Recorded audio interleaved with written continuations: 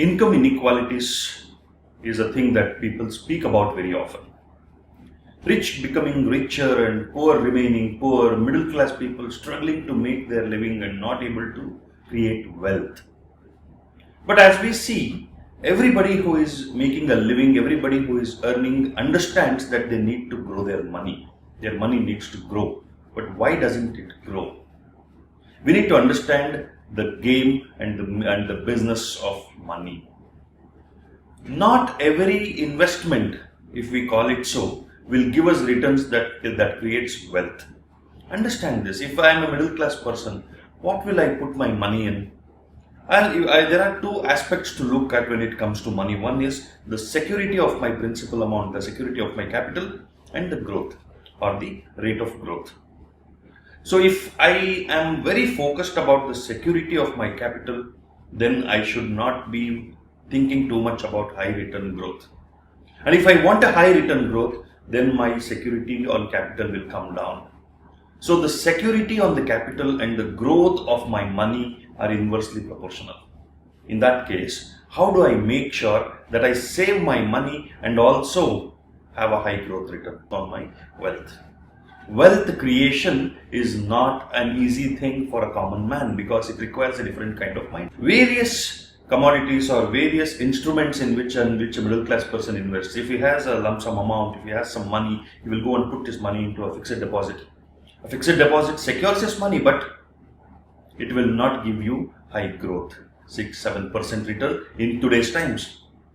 Now, somebody who wants reasonable security and a little bit higher growth will invest in a mutual fund. Mutual funds are again market linked. It will still be subject to the risk of ups and downs of market. Somebody who is very enthusiastic, somebody who is very knowledgeable, who wants to learn and benefit from the markets will invest their money in the market, in the stock market or commodities market or various markets. Now that also comes with the great risk of market sentiment.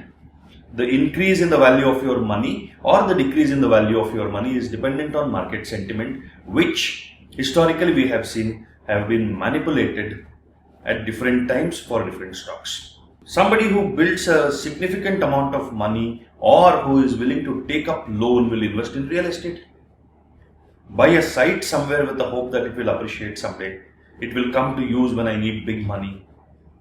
But that also is dependent on a lot of development that happens in that area. If there are lots of developments that happen in a particular area where you have invested, then the price of your real estate will increase. Otherwise, there are large number of real estate investments whose value has stagnated or giving very minimal growth.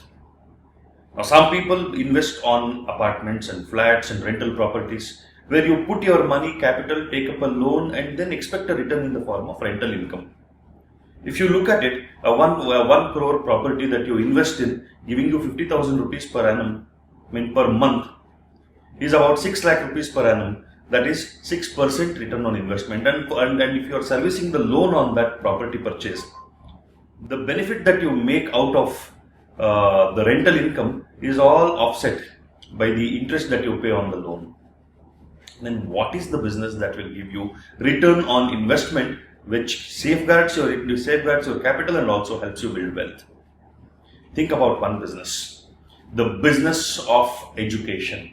The business of education has always been the monopoly of the rich and powerful. Why? Because business of education is the only business that is recession proof, that is not dependent on the market sentiment, that is always on a continuous growth, and that is something which everybody should become a customer of. Now take out your mutual fund portfolio, take out your stock investment portfolio. How many investments do you find in your portfolio which are related to education business as such? If highly profitable, the only business which gives you continuous positive growth is not being distributed to public, then what is this game of public investment? Opening up investments for public. As a businessman, somebody would be willing to distribute their risk to the public and not the reward.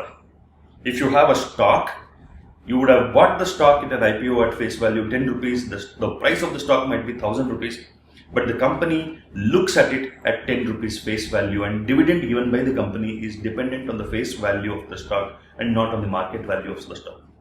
So if you have to make profit from the market value of the stock, you have to trade in the market. That gives you profit. Think about this. Education is the business that can give you extremely high return with the safeguard of your capital, but education as a business is not opened up for public investment.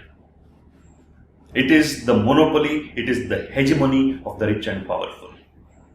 Rebuild India is a vision that has opened up possibilities of investing in the business of education for common people. An honest business will add value to the nation's development, and it will create wealth for the people. Rebuild India Ventures, which is venturing out into creating educational institutions, educational systems that will transform the nation, and the business of education will transform the finances of the common man, and it will add and contribute to the creation of wealth for the common people. Welcome to the world of Rebuild India Ventures, and together we will rebuild India.